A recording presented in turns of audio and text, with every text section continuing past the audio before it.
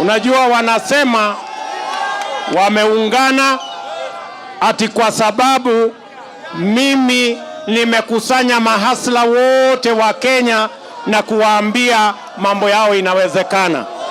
I want to tell them the stability of our nation, the unity of Kenya is going to be achieved when every citizen can achieve their potential, and when we create a society that gives equal opportunity to every citizen.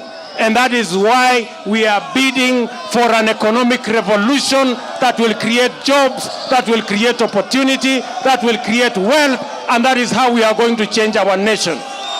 Waacheni kutupatia vitisho. Tumekubaliana Kawangware? Muko tayari? Asalala.